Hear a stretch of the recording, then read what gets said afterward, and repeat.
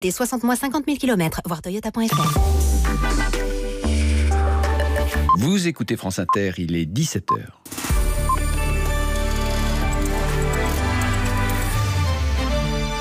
Les infos, Marion Lourd.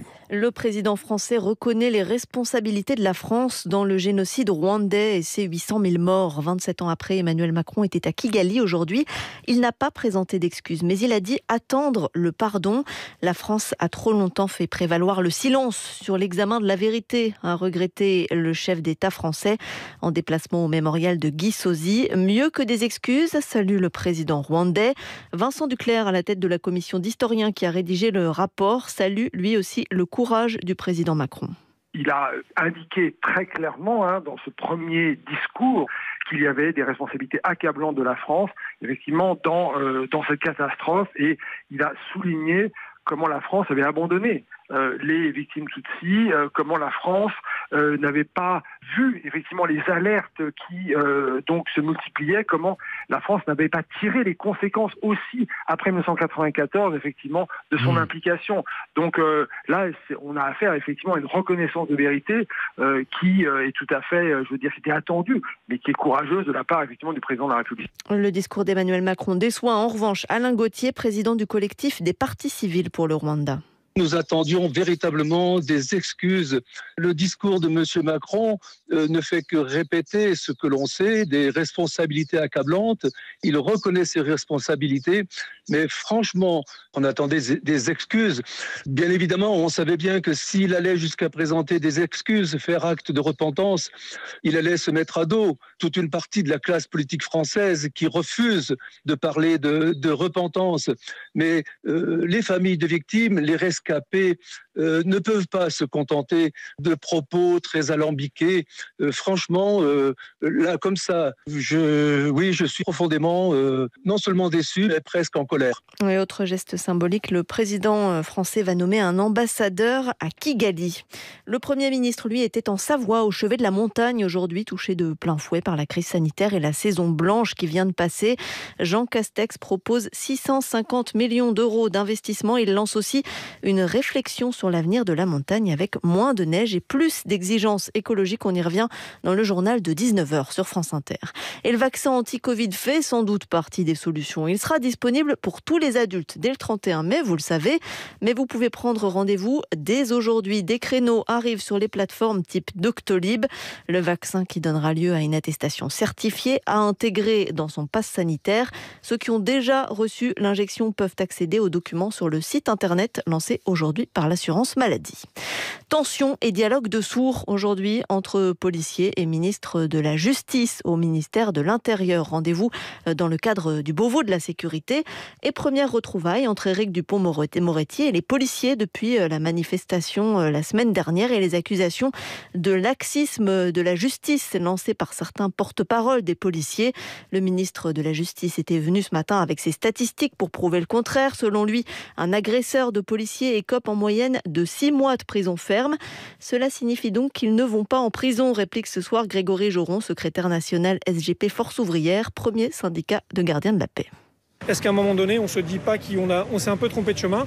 Est-ce qu'on n'a pas poussé le bouchon un peu loin dans ce cadre-là? Et est-ce qu'il n'est pas le temps de refaire marche arrière? Le procureur l'a repris à demi-mot en disant qu'en effet, ils étaient bien obligés d'être contraints et de suivre la loi. Cette loi qui prévoit justement que l'emprisonnement reste une exception et que malheureusement, on doit aménager de toute façon. Quand on sait que le plus grand nombre de peines sont des peines inférieures à 2 ans et que globalement, cet article-là vient viser les peines de moins d'1 an, on s'aperçoit que finalement, quand on a 6 mois de prison aujourd'hui en France, ou 7, ou 8, ou 9, ou 10, globalement, on est aménagé, on ne connaît pas la prison. J'ai demandé à ce que les agresseurs de force de l'ordre soient sortis de cet article-là. Grégory Joron, syndicaliste SGP Force Ouvrière avec Emmanuel Leclerc pour France Inter. Des versions contradictoires aujourd'hui sur la santé de l'accusé Bernard Tapie. L'ex-homme d'affaires souffre d'un cancer et il est absent de son procès pour l'affaire du Crédit Lyonnais. Il demande son renvoi. Ce matin, Laurent Tapie, le fils de Bernard, évoquait un état préoccupant et des chances épouvantables pour son père. Le pronostic vital n'est pas engagé à court terme, assurent ce soir d'autres membres de la famille. À leur tour, les grandes puissances du G7 exigent la libération immédiate de de Roman Protasevich, journaliste et militant arrêté par Minsk dimanche après l'interception d'un vol commercial. Cet après-midi, les parents du dissident appellent à l'aide pour la libération de leur fils. Le président biélorusse Loukachenko doit sentir le poids des sanctions, estime l'Union européenne. Elle réfléchit à des pistes et pourrait frapper entre autres les exportations de gaz et de potasse. On en reparle dans le journal de 18h sur France Inter. L'angoisse monte en France, plus que 2 heures d'attente pour les résultats de Parcoursup. Les 635 000 lycéens qui ont fait des vœux sur la plateforme vont commencer à recevoir les réponses pour leur choix de filière d'enseignement supérieur. Pour Mathilde, 18 ans, au lycée Kléber de Strasbourg, l'orientation cette année a été vraiment compliquée. Moi, je ne savais pas du tout ce que je voulais faire plus tard, donc j'ai eu un peu de mal à trouver. Et avec le Covid, on n'a pas été trop aidés. Enfin, il y a plein de salons qui ont été annulés. Et les professeurs ne peuvent pas toujours avoir réponse à tout. Les conseillers d'orientation n'ont pas toutes les réponses non plus. Et quand on n'a vraiment aucune idée du domaine, c'est hyper dur. Pratiquement tous les salons de l'étudiant qui ont été annulés, ils ont été faits en distanciel. Mais moi, je sais que j'y suis pas allée parce qu'en fait, moi, ce que j'aimais bien, c'est que si c'est en présentiel, tu te balades un peu dans les allées, tu vas voir et tout. Alors qu'en distanciel, en fait, il faut s'inscrire sur certaines listes et il y a toute la présentation. Et en fait, je peux pas m'inscrire à tous les trucs non plus, quoi. Du coup, je sais que je ne suis pas spécialement allée, mais ils ont essayé de mettre des choses en place. Et puis, allez, on change de tranche d'âge. Les bébés sont de retour. Confirmation par l'INSEE. Aujourd'hui, le nombre de naissances augmente beaucoup en avril, plus 4% par rapport à avril 2020. La natalité avait fortement chuté en décembre, suite au confinement du printemps. Le Crédit Mutuel donne le la à la musique sur France Inter. Ce mardi 1er juin, l'événement M symphonique. Stridence magnifique aux instants oniriques. M revisite ses 25 ans de carrière dans un concert unique avec l'Orchestre Philharmonique de Radio France. M symphonique, c'est sur France Inter mardi, en public à partir de 20h. Et bientôt sur Culture Box et France 5. Chez Aesio Mutuel, nous suivons une autre voie, celle du partage. Ce qui veut dire penser aux autres plutôt qu'à soi et en faire toujours plus pour la santé de vos salariés. Avec notre complémentaire santé qui inclut les ateliers de prévention sur mesure Cap Santé Entreprise, des consultations médicales à distance 24 heures sur 24 et une assistance psychologique. Souscription en ligne ou avec un expert, vous décidez. Aesio Mutuel. Décidons ensemble de vivre mieux. Informations et conditions sur aesio.fr ou auprès de nos conseillers entreprises. 17h07 sur France Inter. Oyez, oyez, c'est l'heure de festoyer avec Par Jupiter. Bien le bonjour, Charline Vanhoenacker. Mais bonjour au vilain qui vous accompagne. Oh, mais oui, on dit. Et aux vilaines, c'est pour ça que vous avez oublié. Ah, pardon. Merci Marion Lourd pour ces informations. Je vous en prie.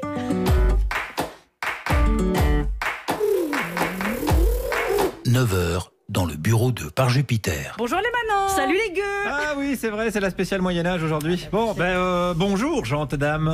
Dites, quitte à revenir en arrière, on n'irait pas plutôt à New York dans les années 70 ? Il a dit quoi Macron hier que la période que nous vivons est comparable au New York des années 70 ? Eh ben non, il a dit que nous vivons à la fin du Moyen-Âge. Eh oui, à l'époque, les gens, ils se laissaient pas influencer par l'Amérique. Non, parce que tu sais... Ah oui, il n'y avait pas la découverte. Bon, de toute façon, aujourd'hui, l'invité, c'est Michel Zinc, c'est pas Mick Jagger. Oh, mais Michel Zinc, mais le plus grand, la star des médiévistes, mais bien sûr que c'est Mick Jagger. Mais c'est parfait pour parler des grandes jacqueries, ça. Parce qu'il a dit ça à Macron, pour parler des gilets jaunes. Mais évidemment, c'est la plus belle période. Vous n'y connaissez rien. L'aube de la Renaissance. Là, on est plutôt à l'aube du reconfinement. Oh non, mais on n'a plus vu un tel foisonnement depuis. Un foisonnement de massacre, oui. Oui, mais il y avait de belles peintures, quand même. Et des bûchers, et l'Inquisition. Oui, avec des enluminures, tout de même. Non, mais à l'époque, il n'y avait pas de droits sociaux, il n'y avait pas de sécu, il n'y avait pas de 35 heures. Guillaume. Quoi ?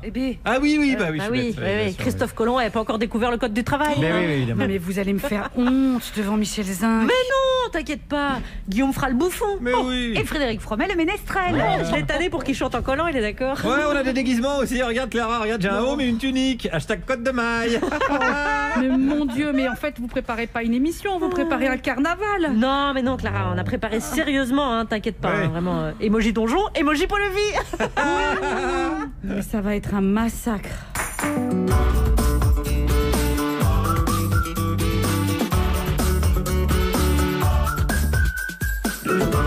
Oyez, Soyez braves auditeurs de la France Inter. Bienvenue à la guilde des joyeux plaisantins, dont voici la devise: le Moyen-Âge, c'était mieux avant. Voici les ordonnances royales. Emmanuel Macron compare la période que nous vivons à la fin du Moyen-Âge, l'époque des grandes peurs, dit-il, et des tensions entre un État central et des féodalités. On sent dans cet entretien accordé au magazine Zadig une envie de moderniser le pays, car il l'a fait comprendre aux journalistes. Vous savez écrire en gothique? En gothique? En gothique. Cependant, la France de 2021 étant comparable à la fin du Moyen-Âge, Emmanuel Macron annonce qu'il guidera le pays vers le début de la Renaissance. Il ne peut plus rien nous arriver d'affreux maintenant. L'expression cancel culture apparaît en France dans les années 2010. C'est une apparition qui suscite des réactions pour le moins rigides. Elle est partout, autant à propos des choses enfantines, le baiser non consenti de Blanche-Neige, culturelle, autant n'emporte le vent, ou les choses historiques, Napoléon, héros ou pas. En ce qui concerne ce dernier, je croyais pourtant que la question avait été tranchée assez nettement. Napoléon mon cul m'intéresse pas du tout cet enflé avec son chapeau à la con. Et à mes côtés aujourd'hui, pour officier en tant que crieuse publique, j'ai nommé Dame Juliette. Et voici une équipe de produits typiques du Moyen-Âge, avec tout d'abord notre ménestrel et son luth, et sa voix haut perché d'enfant de chœur, mais hardi petit, ses paroles sont plus proches de François Villon que de Saint-Frédéric. Bonjour Frédéric Fromet. Bonjour Juliette. De quoi allez-vous nous chanter aujourd'hui? Eh bien, puisque nous sommes à la radio, je vais vous interpréter une chanson de geste. Ça va être très pratique. Ensuite, celui dont on dit que les gens qui subissent ces interrogatoires souffrent ensuite d'ergotisme. C'est une maladie du Moyen-Âge, une sorte de feu caché qui attaquait les membres et les détachait du tronc après les avoir consumés. Ah ouais. Mais peut-être ça n'est qu'une légende médiévale. Bonjour Guillaume Meurice. Bonjour Dame Juliette. Oh là les gueux, bonjour à tous. Je vais vous parler de la victoire des femmes de chambre de l'hôtel Ibis de Batignolles contre le groupe Accor. Elles ont fêté ça comment? Je suis allé les voir. On va fêter le champagne. Et voilà, les goûts de luxe, ça y est. Et enfin celle dont le prénom vient du latin clarus, c'est-à-dire ce qui est brillant, ce qui est glorieux. Le glorieux des belles lettres et le brillant du bûcher, où elle rêve d'envoyer ses ennemis. Admirez-la ou craignez-la, mais n'oubliez pas de la craindre. Clara Dupont-Mono, bonjour. Bonjour Juliette, merci, j'ai très chaud.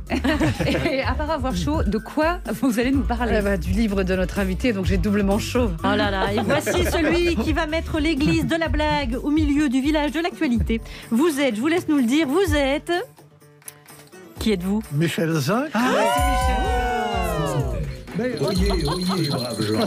Vous les écoutez par Jupiter et ouïr de la bonne musique.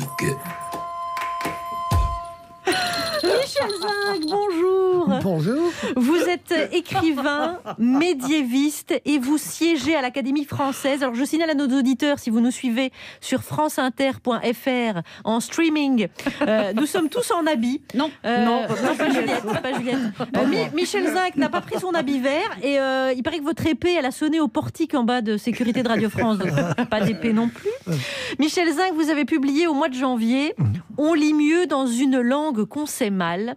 C'est-à-dire que vous expliquez aimer lire des livres en langues étrangères, des langues que vous dites ne pas maîtriser, et de là, l'incompétence, vous la transformez en force parce que vous êtes davantage concentré, stimulé, et vous apprenez davantage. Juliette Arnaud, ce livre vous a passionné. Je l'ai positivement adoré et je voulais commencer par le fait que vous attendez 2021 pour nous faire savoir que vous êtes paresseux, alors qu'on sait que vous êtes agrégé de lettres classiques, titulaire d'une chaire au Collège de France, vous avez un doctorat, vous êtes multipublié et j'en passe. Donc que vous êtes paresseux et que vous avez envie de parler, et je vous cite, des livres à tort et à travers. Qu'est-ce qui se passe, Michel? mais bon... On ne cesse de répéter ici que je suis médiéviste de profession. On dit qu'il n'y a pas de saut métier, mais enfin bon. Et d'ailleurs, vous me le faites tellement sentir que vous avez tous des clochettes de bouffons et des trucs comme ça. Donc j'ai passé ma vie à étudier la poésie, le roman du Moyen-Âge, etc. et les textes religieux, et à essayer de ne pas dire de bêtises dessus. J'en ai écrit des bêtises. Mais là, je parlais de livres dans des domaines dont je ne suis pas spécialiste, comme on dit. Donc, je pouvais me laisser aller. On ne pouvait pas me reprocher de dire des bêtises, puisque je n'étais pas supposé savoir quelque chose. J'étais moins bloqué. Et comme je suis effectivement paresseux, le soir au lit, j'ai pas envie de continuer à lire du Moyen-Âge, donc j'ai autre chose. Alors, vous parlez, Michel, notamment du temps où vous ne faisiez que travailler l'ancien français. Votre sujet de thèse était la prédication en langue romane avant 1300. Et vous dites, pendant ces vacances, j'étais à mon bureau de 8h30 du matin à 5h du soir. Comment ma femme pouvait-elle me supporter? Comment mes enfants ne me détestaient-ils pas? Et j'étais fière de mes recherches, comme je les appelais. Et j'en parlais. J'étais tout glorieux d'être un fruit sec. Est-ce que ça veut dire que vous regrettez toutes ces années où vous avez étudié l'ancien français, la littérature du Moyen-Âge? Non, je ne les regrette pas, mais... Là, évidemment, c'est un petit peu un morceau de bravoure. Enfin, on est brave comme on peut. Mais... Non, il est très joli. Oui, il est brave et il est très joli. Mais c'est vrai que j'étais... Enfin, je le suis peut-être encore. J'étais un peu insupportable. J'étais polar, comme on dit. Voilà. J'étais polar. Et c'est pas que ça ne m'intéressait pas. Mais voilà, j'en faisais un petit peu trop avec mon Moyen-Âge. Il n'y a pas que ça dans la vie, quoi. Notamment, il n'y a pas que ça dans la vie. Le Moyen-Âge, et en dehors du Moyen-Âge, il y a les femmes. Et il y a une chose qui m'a surprise, vous faites un portrait d'un certain nombre de romans. Et en fait, ce sont souvent des romans d'écrivaines. Alors, des très connus comme Jane Austen ou Virginia Woolf, d'autres qui sont moins, comme Edith Stein, comme Catherine Mansfield, comme George Eliot, que vous semblez aimer d'amour. Et même quand vous dites du bien, vous parlez très très bien d'un roman de Thomas Mann qui s'appelle Les Buddenbrook, vous finissez par dire, finalement, pourquoi est-ce que c'est celui-là que moi j'aime plus que tous les autres? C'est parce que c'est le livre préféré de ma mère. Mais oui, j'avoue... Je me suis peut-être un peu trop lâché, j'ai peut-être un peu trop parlé de moi. Et c'est vrai, ma mère se référait toujours aux Buddenbrooks. C'est un des premiers romans que j'ai lu en allemand, et c'est un des rares romans, c'est un très gros roman que j'ai relu plusieurs fois et qui, chaque fois, me touche énormément.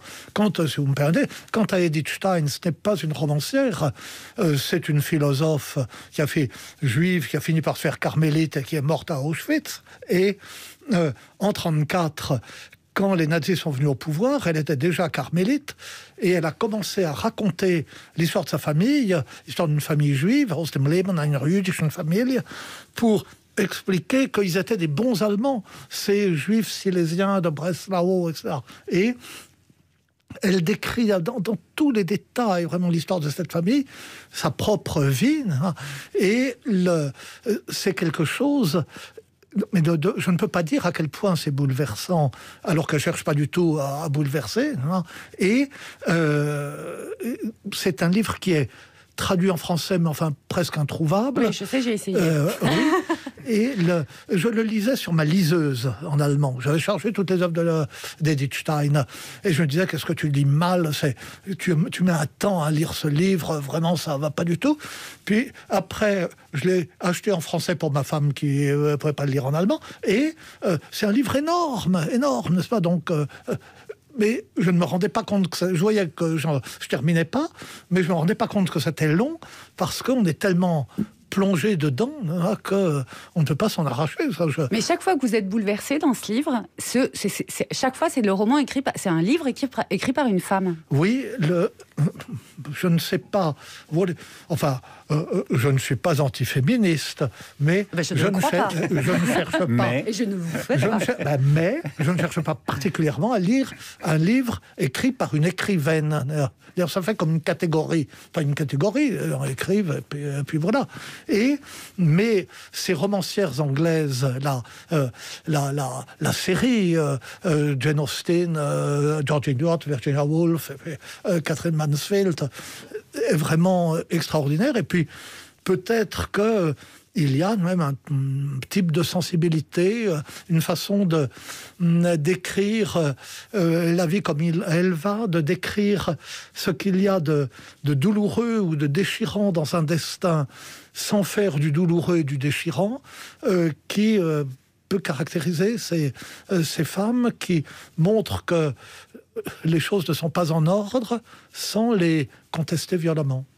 Michel Zinc, votre ouvrage s'intitule « On lit mieux dans une langue qu'on sait mal ». C'est paru aux éditions Les Belles Lettres. Et Clara Dupont-Moreau va nous en reparler tout à l'heure, bien sûr. Ouvrez vos esgourdes, car Djoubaka a programmé un titre dans le style médiéval. Le style Bardcore, plus précisément. C'est la reprise dans un style médiéval du pénitencier. de l'anglais traduit directement en vieux français. Et le titre vous dit quelque chose, bien sûr. Profitez-en. Sur France Inter. Il y a une maison en Orléans qui se surnomme le soleil levant. Elle fut la ruine de Maine Garcilius, dont fit aussi partant.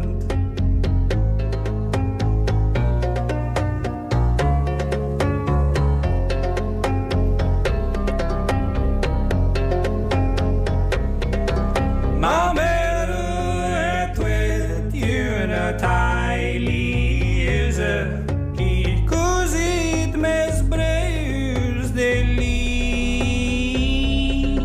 Mon père, lui, était un joueur d'Orléans, une citadine.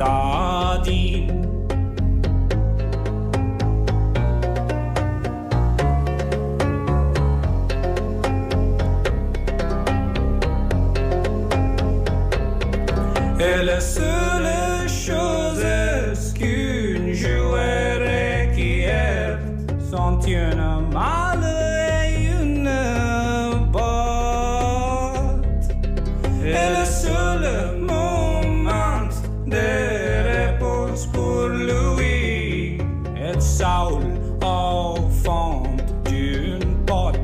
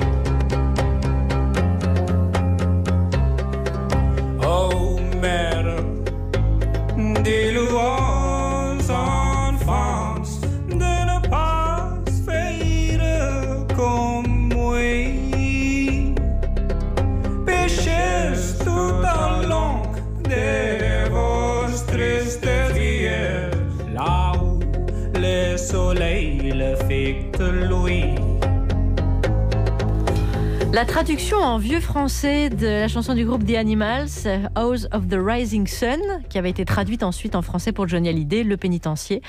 C'est The Miracle Aligner et c'est Chewbacca qui nous a trouvé cette perle pour parler Moyen-Âge aujourd'hui avec notre invité, le médiéviste et écrivain Michel Zinc. Et pour l'entourer, Juliette Arnaud. Eh bien, un ménestrel, Frédéric Fromet. Un baladin, Clairette pour Mono, et un emmerdeur, Guillaume Meurice. L'information, mesdames et messieurs.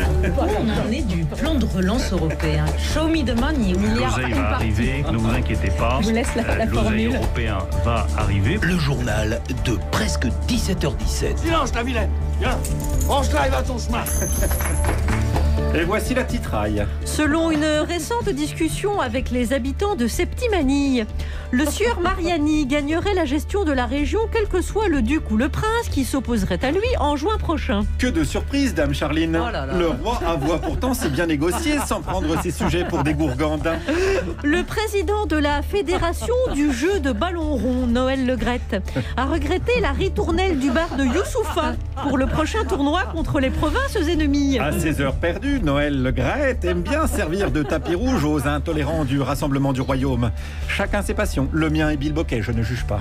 Et enfin, apothicaires et guérisseurs du Royaume d'Amérique et d'Angleterre ont publié une étude montrant que nous pourrions vivre jusqu'à 150 ans maximum. Oh, voilà, 88. Qu'est-ce donc que vous dites là ? 88, c'est le nombre d'années à supporter encore le triste sire Éric Zemmour, le charognard du 7e quartier de la capitale.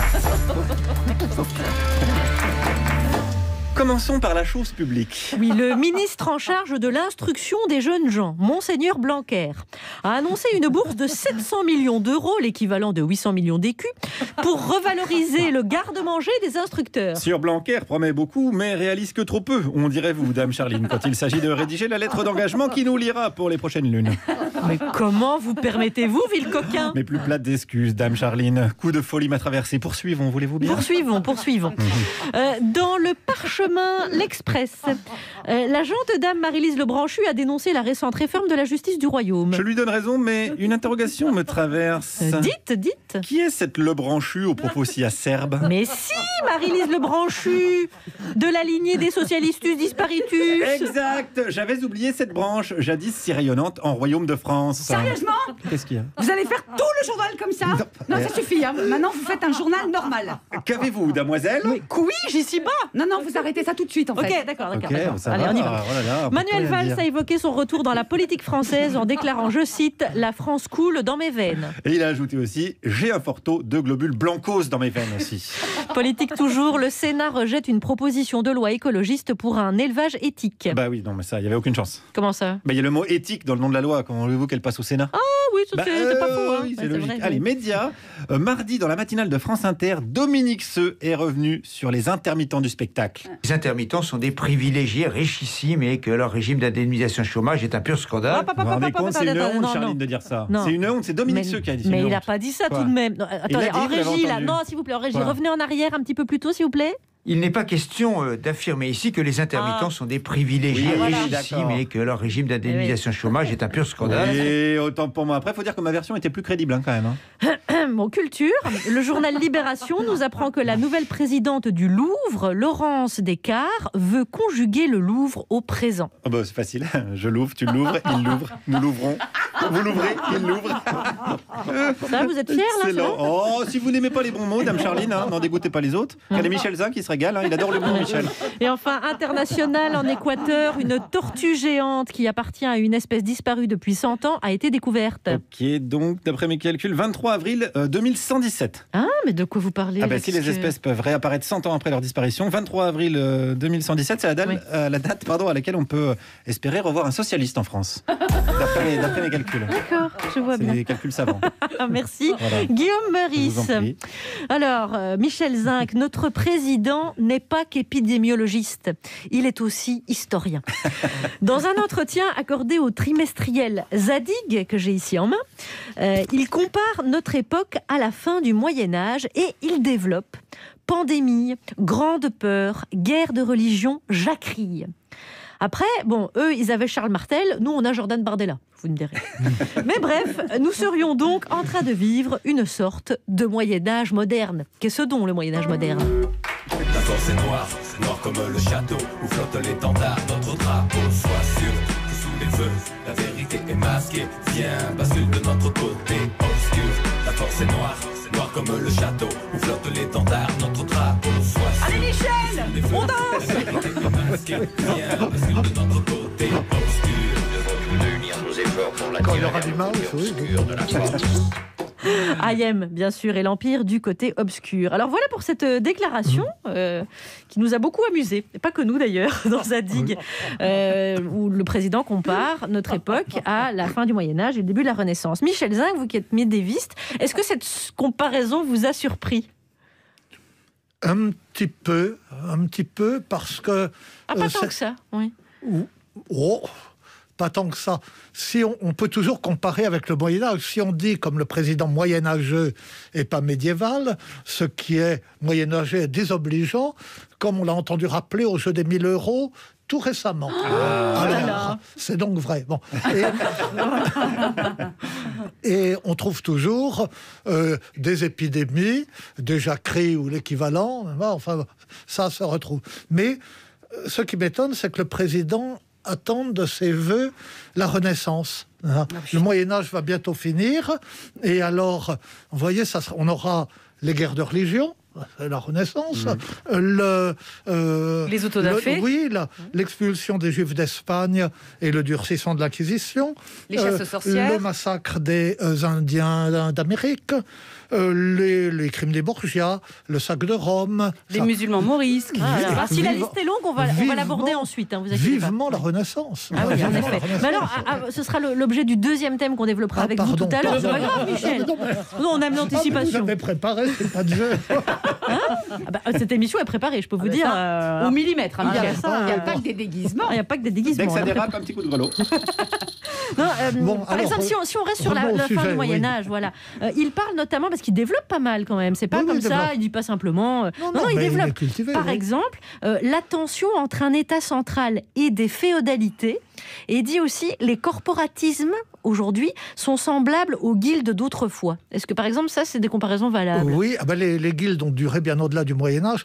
Oui, les comparaisons sont pertinentes. Le pouvoir central contre les féodalités, c'était pas tellement là. Enfin, c'est plus le Moyen-Âge central, comme on dit, que la fin du Moyen-Âge, parce qu'à la fin du Moyen-Âge, le pouvoir central s'impose de plus en plus, et la guerre de 100 ans est une guerre où certains princes jouent leur propre jeu, mais qui est essentiellement entre le roi de France et le roi d'Angleterre. Donc ça vaut pour un peu plus tôt. Et puis, oui, les guildes, oui. Il y a C'est les lobbies, en fait, d'aujourd'hui, les guildes? Oui et non, parce que les corporations d'artisans, etc., qui sont réglementées sous Saint-Louis, avec le livre des métiers d'Étienne Boileau, etc., sont aussi... une protection des consommateurs. D'ailleurs, à la Révolution, on les a supprimés pour pouvoir gagner de l'argent. Par exemple, ça me vient à l'esprit, les bouchers n'avaient pas le droit de vendre à la lumière artificielle, à la lumière des chandelles, parce que ça fait paraître la viande plus belle. Et donc, il y avait tromperie sur la marchandise. Tout ça était bien réglementé. Ça n'avait pas que des inconvénients. C'était pas seulement pour la protection de la corporation, mais aussi pour la protection du consommateur. Oui. Alors, Emmanuel Macron parle aussi, quand il s'exprime dans cette interview, et fait cette comparaison, il parle de, je le cite, de grandes jacqueries, donc allusion aux Gilets jaunes notamment, de grandes épidémies, là je crois qu'on voit ce que c'est, de grandes peurs. Donc, est-ce qu'au Moyen-Âge, tout était plus grand? Ça, j'étais pas pour voir. Enfin, d'après la taille des armures, ils étaient plutôt petits. Mais il est vrai qu'en 10 ans, il y a eu la peste noire de 1348, qui a été un fléau dont on n'a pas idée, et la principale jacquerie, qui était 10 ans plus tard, en 1358. Donc je pense que c'est à... donc on se prépare pendant 10 ans. Le président fait allusion. Et alors, cette jacquerie a beaucoup marqué. Tous les historiens décrivent comme quelque chose d'affreux. Les Jacques ont massacré, ont violé les dames, etc. Sauf un pauvre franciscain, Jean de Venette, qui a une chronique latine et qui, lui... comprend un peu que les Jacques n'aient pas été contents. Mais il est vrai qu'ils ont commis des horreurs. Mais enfin bon, voilà. Michel Zinc est avec nous pour nous éclairer sur cette période dont on dit à tort qu'elle est sombre. Je suis désolé de faire le prof. Oh non, on adore ça, Michel. Vous plaisantez, non. Faites-le tant que... Parce qu'après, ça va déraper, vous allez voir. Car voici qu'un ménestrel vient de grimper sur les tréteaux, n'est-ce pas? Eh oui. Et oui, il est grassement payé 12 quintaux de blé tendre pour nous divertir. Frédéric Fromet, c'est à vous. Oui, c'est moi le ménestrel. Alors plutôt tendance barde, assurance Tourix que spécialiste de la chanson de geste, mais j'ai quand même essayé de m'adapter au style médiéval. Oyez, oyez, gente dame, noble damoiseau. Oyez, oyez, chevaliers, seigneurs et vassaux.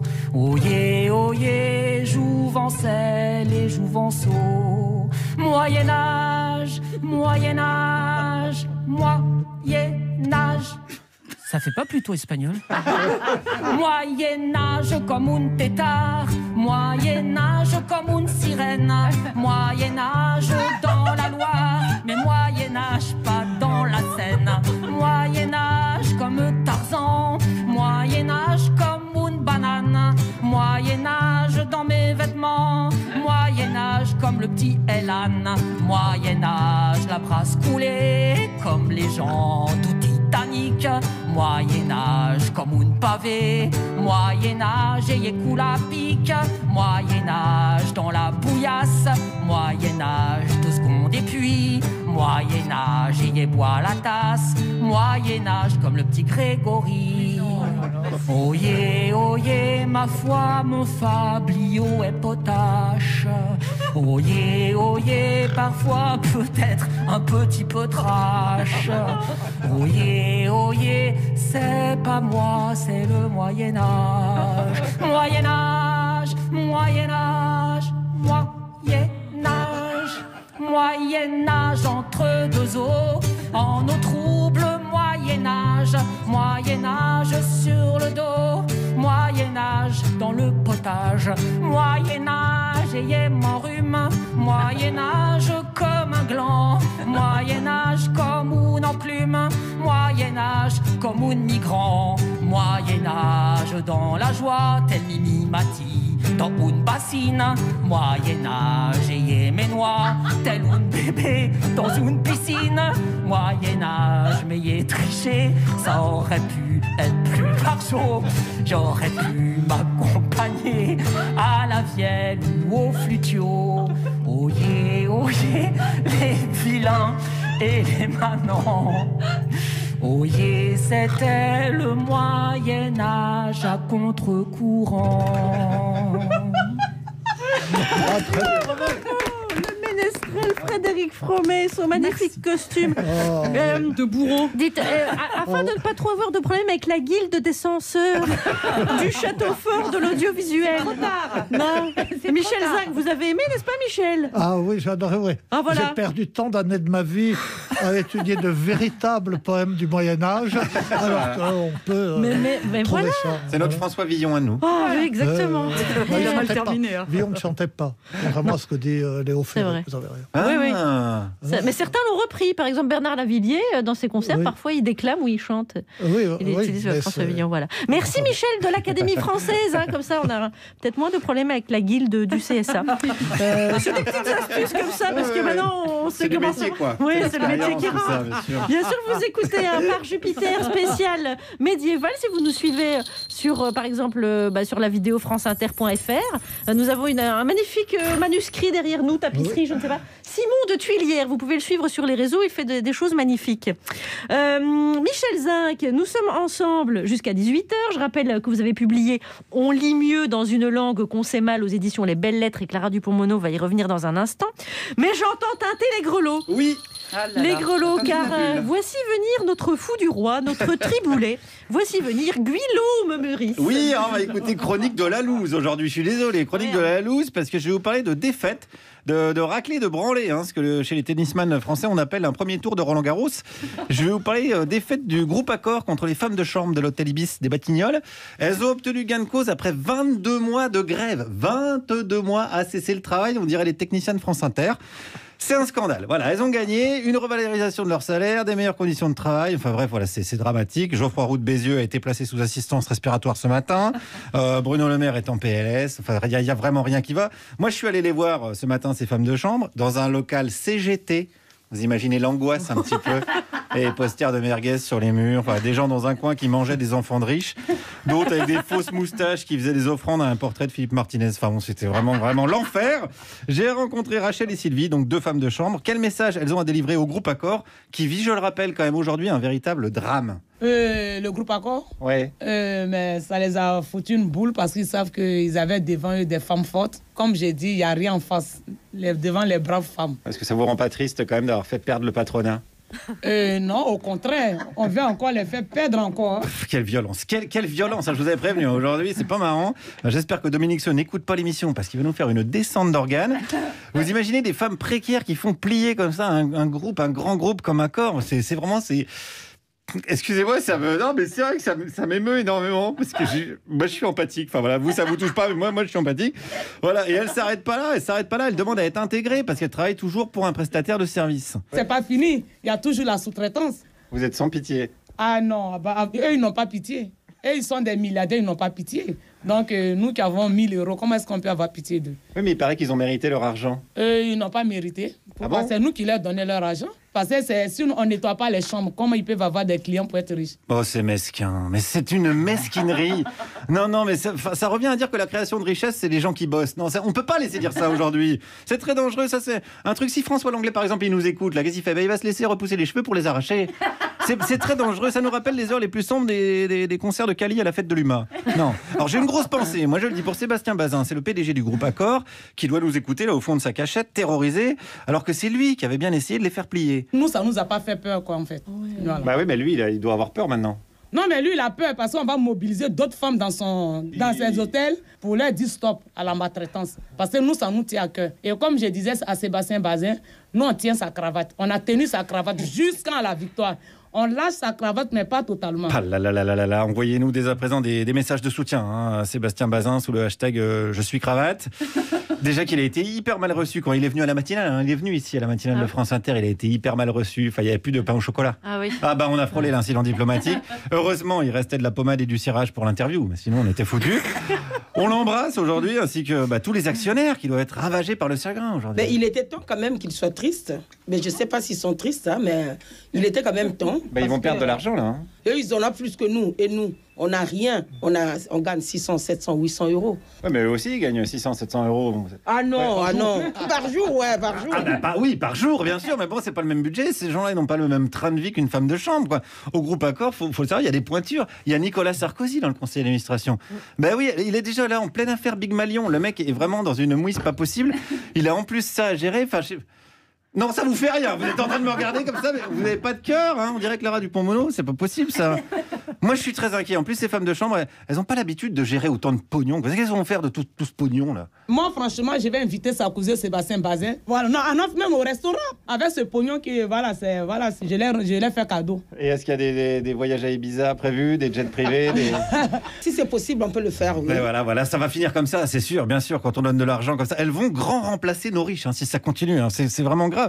Un jour, elles seront académiciennes. Hein, rigolez pas, Michel. Hein. Allez-y, mais sortez votre épée, faites quelque chose, vous êtes équipés là. Mais les académiciens sont misérables. Oh là là, Michel, c'est bien, voilà. Vous défendez, voilà, c'est du corporatisme, on aime bien ça, voilà. Mais bon, après, ça sera trop tard, voilà. Elles sont sans limite et sans pitié, ces femmes de chambre. Et tout ça, évidemment, toujours, voilà, dans la joie et dans les chants, quoi. Frotter, il faut payer. Frotter, ça donne mal au dos, mal aux pieds, mal aux reins. Frotter, dans le canard à pied, tendinite. Il faut payer. Allez, foutez-moi ça dans la playlist, hein. Non pas de la France Inter, mais de la France entière. Merci Guillaume Meurice. J'espère que comme activisme, comme opération, elles font par exemple des lits en portefeuille. Des trucs comme ça. Ça serait vraiment de la dénonciation. En plus, c'est ultra emmerdant d'ouvrir un lit en portefeuille. Double activisme. Mais bien sûr, double activisme. C'est un petit conseil que je leur donne comme ça. Pour le prochain combat, prochaine lutte. Merci Guillaume. Merci à elle surtout. Et merci à elle, bien sûr. Vous esgourdez par Jupiter, spécial Moyen-Âge, avec Michel Zinc, écrivain, médiéviste, philologue. Et on va aborder ce deuxième thème. Nous avons d'abord parlé de la fin du Moyen-Âge au début de cette émission. Et maintenant, si le président a comparé notre époque à la fin du Moyen-Âge, c'est parce qu'il voit se profiler la Renaissance et qu'il entend nous guider vers elle, bien sûr. Alors on a élu le Nouveau Monde, hein, qui était en fait le monde d'avant. Je résume. Oui. La Renaissance étant donc le monde d'après du Nouveau Monde. Évidemment. Merci. Ce monde, c'est à nous de le bâtir. Avec nos règles, nos principes de partage, d'amour, de respect. C'est notre opportunité de faire éclore un monde fraternel. Mais il a raison, Jean-Paul a raison. Aujourd'hui, c'est le premier jour de notre monde. Enfin, d'ailleurs, vu que c'est le premier jour, on dit quoi? On est lundi? Non, on est jeudi. Ah, mais du coup, on est quel jour alors? Eh ben, on pourrait dire qu'on est... Aujourd'hui, c'est Undi. Undi. Mais aujourd'hui, c'est Undi le premier, du coup? Ouais. Du coup, on garde les mêmes chiffres qu'à Babylone. Putain, si on commence à tout changer, là, ça risque de devenir compliqué. Hein. Si, il faut tout changer, Jean-Paul. Un extrait de Problemos. Le film, c'est pas facile les costumes, hein. J'ai mon casque ici. C'est un métier. Problemos, le film d'Éric Judor avec Blanche Gardin notamment. Michel Zdac, restez concentrés. Donc tout à l'heure, vous avez énuméré tous les périls qui nous guettent si on aspire à la Renaissance. Les charmes de la Renaissance, oui. Dont l'Inquisition, les bûchers. Oui. L'Inquisition existait, c'est le Moyen-Âge qui l'a créée, mais elle est devenue beaucoup plus terrible à partir de la Renaissance. Mais c'est pas pour dire que la Renaissance est moins bien que le Moyen-Âge, c'est pas du tout. Mais je pense que chaque époque a ses propres cruautés. Et que la quantité de cruauté dans le monde reste égale d'époque en époque, mais qu'elle change de place. Et que chaque époque est très attentive à la cruauté des époques précédentes et aveugle aux siennes propres. De sorte que nous sommes très contents de nous, mais dans 50 ans, dans 100 ans, etc., on mettra le doigt sur des choses dont nous n'avons peut-être même pas idée, ou bien auxquelles nous ne prêtons pas attention. Surtout que très souvent, les périodes ont décrié celles qui les précédaient. La Renaissance, elle était assez dure avec le Moyen-Âge. Elle n'a pas cessé d'expliquer que le Moyen-Âge avait complètement ignoré les auteurs antiques, que le Moyen-Âge... Ce qui n'était pas vrai. Ce qui était complètement faux, que le Moyen-Âge, finalement, il n'y avait pas encore d'éveil de la raison, comme si les clercs médiévaux ne faisaient pas appel à la ratio, et ni pareil... Saint Thomas d'Aquin, exactement. C'est la raison même. Ou alors, vous savez, un des arguments qu'on entend souvent chez les auteurs de la Renaissance, c'est de dire « Ah ben, le Moyen-Âge n'avait pas de sensibilité esthétique, heureusement nous voilà ». Comme si le Moyen-Âge n'avait pas un sens du beau et était dépourvu de toute sensibilité esthétique. Oui, alors on est toujours très sévère avec l'époque immédiate, qui précède immédiatement. Par exemple, on nous sortait en classe la défense et illustration de la langue française de Du Bellay. En fait, il s'en prend non pas à la poésie du Moyen-Âge depuis que le français existe, mais à la génération de poètes qui le précédait immédiatement. Et ça ne marche qu'avec cela. Et d'autre part, la Renaissance, pour nous, c'est le XVIe siècle, mais en Italie, la Renaissance, c'est le début du XIVe siècle, c'est Pétrarque, et donc ça fait déjà 2 siècles d'écart. Et quand on a commencé à parler de Moyen-Âge, parce que c'est pas notre ménestrel tout à l'heure... Frédéric Fromet. Oui, je sais bien que c'est Frédéric Fromet. Parlait du Moyen-Âge, de l'intérieur du Moyen-Âge en disant le Moyen-Âge, comme dans les mélodrames romantiques où on disait nous autres chevaliers du Moyen-Âge. Mais ça veut dire âge moyen, âge intermédiaire. Ils ne s'appelaient pas eux-mêmes Moyen-Âge. C'est une appellation péjorative qui apparaît dès la seconde moitié du XVIe siècle pour décrire l'âge intermédiaire, mais intermédiaire entre quoi et quoi ? Entre la chute de l'Empire romain, disons, et la renaissance des lettres. Mais c'est quand la renaissance des lettres? Donc c'est une définition culturelle, en somme. Alors, pour nous, la renaissance de lettres, c'est ce que nous appelons la Renaissance, le XVIe siècle, mais le XIVe siècle en Italie. Mais longtemps, on a soutenu que la renaissance des lettres, on pouvait dire que c'était le XIIe siècle, ce qu'on appelle effectivement la renaissance du XIIe siècle et l'épanouissement de la littérature en langue vulgaire. Et jusqu'au XIXe siècle, il y a même des gens qui disaient que la Renaissance était la Renaissance carolingienne, ce qui fait un tout petit Moyen-Âge. Tout ça, c'est une question d'appellation, de goût, ça ne dit pas grand-chose de l'époque. Et encore une fois, je ne veux pas faire l'éloge de l'époque. Je veux dire que donc quand Emmanuel Macron dit « pour nous rassurer, nous vivons la fin du Moyen-Âge », heureusement, bientôt la Renaissance, il a dit une connerie. On l'a bien compris avec vous, Michel. Ah bah Michel, vous êtes à part Jupiter, vous avez prévenu. Il n'a pas dit, il n'a pas dit une connerie. Il s'est fondé sur une image qu'on se fait qui ne correspond pas à la réalité. Mais tout le monde, tout le monde voit bien ce qu'il voulait dire et de quoi il voulait parler. Et on peut se référer à quelque chose qui est légèrement fictif et au regard du fictif, c'est vrai. Ça, ce sera la licence. Ah, voilà. Au regard du fictif, c'est vrai. Ça résume vraiment très bien la politique en plus. Clara Dupont-Moreau, revenons-en au dernier ouvrage de Michel Zinc. Moi, je suis votre allié, Michel. Alors, heureusement que vous êtes là. On lit mieux dans une langue qu'on sait mal. C'est une très belle phrase qui pourrait commencer un poème médiéval, mais c'est le titre de votre dernier essai, Michel Zinc. Le plus troubadour des académiciens et chevalier de mon cœur, c'est donc vous. Alors, vous l'avez dit tout à l'heure, avec Charline notamment, c'est une ballade parmi certains auteurs étrangers que vous avez lus dans leur langue d'origine. Mais, fatalement, Michel Zinc, en parlant des autres, vous parlez forcément de vous. Se dessine en creux un autoportrait, alors que, bien sûr, Conformément à ce mélange d'élégance et de pudeur qui vous caractérise, jamais vous ne vous seriez livré frontalement à un exercice d'autoportrait. Pourtant, vous êtes bien là, Michel Zinc, tapis derrière vos chapitres. Par exemple, j'ai remarqué que très souvent, vous parlez de la ville, de la région ou du pays rattaché à l'auteur en question. Vous n'expliquez pas Jane Austen sans parler de sa campagne du Somerset. Vous montrez à quel point Edith Stein est amarrée à sa ville perdue de Breslau, aujourd'hui en Pologne.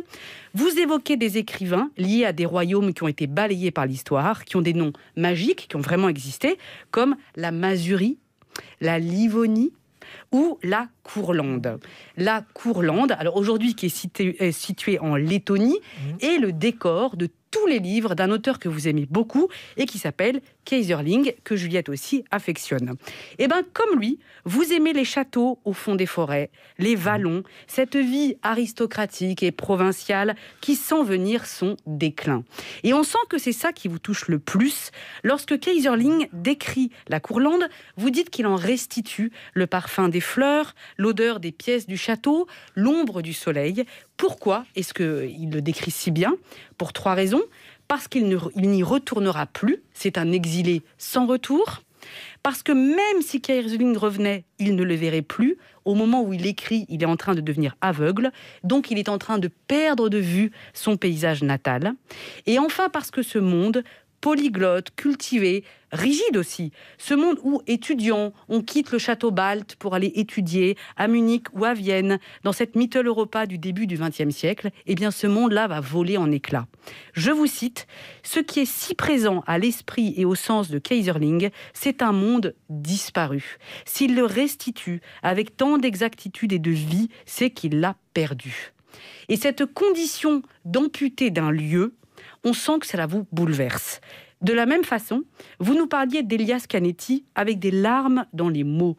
Vous dites que Canetti a grandi sur le cours du Danube. À la maison de Canetti, on parle l'espagnol du XVe siècle. Dans la rue, on parle bulgare. Avec les domestiques, on parle roumain. Et bien sûr, on écrit en allemand. Là aussi se dessine cette Europe cosmopolite, ouverte, mais dont le plurilinguisme est aussi une cicatrice qui est celle du départ forcé. Vous êtes donc un homme du lieu, Michel Zinc, un homme de l'endroit, très sensible au thème de l'arrachement, à la mélancolie de la terre natale, et vous ne lisez pas un auteur sans le lier au paysage qu'il a façonné. Je vous soupçonne même de penser que pour vous, le lieu vaut parfois pour lien de parenté. Et c'est en cela que vous êtes pour moi profondément médiéviste. Pourquoi ? Parce que dans le Moyen-Âge occidental, en tout cas du Nord, on se présente à autrui en donnant le lieu d'où l'on vient, contrairement à l'Orient, où l'on se présente en donnant la famille d'où l'on vient, sa lignée. Chrétien de Troyes, Aliénor d'Aquitaine, pour ne citer que, le lieu définit un être. Alors, bienvenue Michel de Germanie, avec Charline de la Louvière, Juliette de Saint-Étienne, Guillaume de Jusset ou moi de Valrogue, et Frédéric Fromet de La Chansonnie. Je vous redonne les références. On lit mieux dans une langue qu'on sait mal, de Michel Zinc, est paru aux Belles Lettres. Merci Clara Dupont-Moreau. Et il faut dire que Michel Zinc est votre idole. Oui. Eh ben oui, bien sûr. Oh mon Dieu. Mais oui, c'est vrai. Juliette Arnaud, voici le 3e thème à soumettre à Michel Zinc. On ne sent pas le cul des gens, apprenait le chien Didier dans le film Didier. Et de la même manière, on n'embrasse pas les gens inconnus quand ils sont dans le coma. Et ça, c'est ce qu'essayaient de dire certaines personnes en rapport avec le dessin animé Blanche-Neige, suscitant une immense colère. La cancel culture avait encore frappé. Quel fléau terrible, quasi légal de la peste bubonique de notre foutue époque. Quoi ? Dans les années 60 aussi, ça existait ? Pour nous les femmes, c'est sûr en somme, tout ce qui ne va pas, ça vient des hommes. Je sais pas qui a fait le code civil, mais ça n'est sûrement pas Bourvil. Et si c'est pas de la faute à Jules, Antoine ou à Théodule, de vous à moi sans discussion, c'est de la faute à Napoléon. Si les hommes ont droit de nous tromper sans avoir rien à se reprocher, c'est de la faute à Napoléon. Nous, quand on veut les imiter, si on nous traite de dévoyés, c'est de la faute à Napoléon. Non, Joséphine. Voilà, vous aurez reconnu peut-être Annie Cordy dans sa chanson « C'est de la faute à Napoléon ». Alors j'ai appris Vous nous avez proposé ce sujet, donc de la cancel culture, et j'ai appris, et on était tous très étonnés dans le bureau, qu'en fait le mot cancel culture, qui a l'air d'être un anglicisme, au départ c'est un vol des Anglais, enfin de la langue anglaise, de nous, et que c'est du vieux français, le verbe canceler, qui signifie annuler une écriture en la croisant par des traits de plume ou en y donnant un coup de canif. Moi je ne le savais pas, mais vous sans doute que oui. Comment vous recevez ce phénomène qui, en tout cas par le nom, est déjà ancien, de ce qu'on appelle de nos jours la cancel culture? La cancel culture, mais c'est quelque chose qui me déconcerte et qui m'effraie pour la raison que j'ai dite tout à l'heure. Je disais, chaque époque est aveugle à ses propres défauts. Or, la cancel culture est tellement persuadée que nous avons raison en tout, qu'elle n'essaye pas de comprendre le sens de ce qui est passé, ou de comprendre les générations précédentes, ou les époques précédentes. On leur colle nos propres valeurs exactement dans les termes que nous utilisons nous, et du coup, nous les condamnons. Si nous agissons comme ça, si nous ne faisons pas l'effort de comprendre ce qui est notre monde, ce qui est notre passé, ce qui est nos parents, enfin, ce qui est en continuité avec nous, comment pouvons-nous prétendre connaître et comprendre le reste du monde? Sauf que ce truc de la cancel culture, le mot, l'expression est moderne, mais en revanche, moi j'ai lu une historienne qui dit qu'en fait ça a toujours existé et que auparavant en fait ce pouvoir-là, ce pouvoir de canceler, c'était un pouvoir qui appartenait à l'élite, qui remplaçait ou qui supprimait des œuvres, des personnes. C'était une chose tout à fait commune. Oui. Donc en fait, à part le fait que les réseaux sociaux aient donné un levier à des gens que d'habitude on n'entend pas et qui ne sont pas de l'élite, quelle réelle différence il est vrai que ça s'est toujours fait pour des raisons politiques, etc. Mais c'est pas un modèle d'avoir fait disparaître des photos comme le faisait Staline, des personnages sur des photos. Ce n'est pas un modèle. Et il est inexact de dire que ça s'est toujours fait et dans toutes les circonstances. Et j'en prends un exemple. À la fin de l'Antiquité, est apparue une nouvelle religion, qui était le christianisme, qui s'est répandue, qui est devenue la religion de l'Europe. À ce moment-là, le christianisme était très différent, c'était une branche du judaïsme, était très différent de la philosophie grecque, de la littérature grecque et romaine, tout ça. Qu'est-ce qu'on en faisait de ce passé? Est-ce qu'on le supprimait? Certains étaient d'avis de le faire. Et encore au XIXe siècle, il y a quelqu'un qui voulait qu'on apprenne le latin et le grec uniquement dans les textes chrétiens. Mais Saint Jérôme en philologue et Saint Augustin en philosophe ont dit non, on le récupère et on en fait quelque chose. Et on en a fait quelque chose qui a été une religion qui, maintenant, dont on peut penser ce qu'on veut, mais qui a été d'une richesse intellectuelle et morale considérable.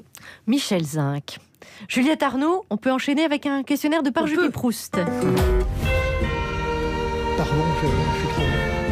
Sur l'échelle des gens dont le dada, c'est le Moyen-Âge et qui va de 0 à 10, 10 étant Clara Dupont-Moreau et 0 étant bien évidemment Omar Sharif, dont le dada, c'était le tiercé, à combien vous situez-vous? Clara est tout en haut à 10. Oui, alors, à côté de Clara, je suis à 1. Je vais pouvoir baiser sa mule. Quel cliché à propos du Moyen-Âge vous agace le plus? Le Moyen-Âge et toutes ses méthodes de torture, le Moyen-Âge et sa farandole de maladies à bubon, ou le vieux français dans Les Visiteurs et Jacouille la fripouille?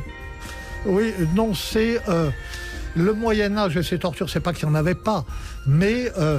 ce n'est pas une époque tellement... pas plus cruelle. Pas plus inventive. Toutes les époques sont cruelles. Réponse courte, Michel. Oui. Et quant à Jacouille, c'est pas vraiment du vieux français, donc ça me laisse froid. Bon, très bien. J'aime bien, mais c'est autre chose. Alors, vous avez un dilemme affreux pour finir. Il vous faut supprimer soit la langue d'Oc et vous vous fâchez avec tout le Sud, soit la langue d'Oil et vous vous fâchez avec tout le Nord. Go, Michel, go. Comment? Choisissez, supprimez. Oc. On va se faire lapider par toute la langue d'Oc, Michel. Non, On risque moins que si j'avais dit l'inverse. Alors là, ils sont moins agressifs. Juliette Arnaud pour ce questionnaire. Et merci beaucoup Michel Zinc.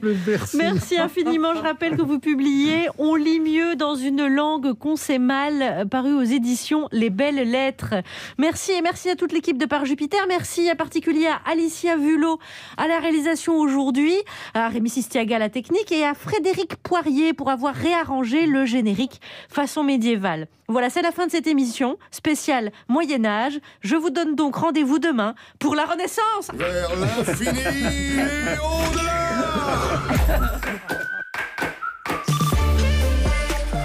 Papa, ça fait quoi comme bruit le vent? Ça fait oui.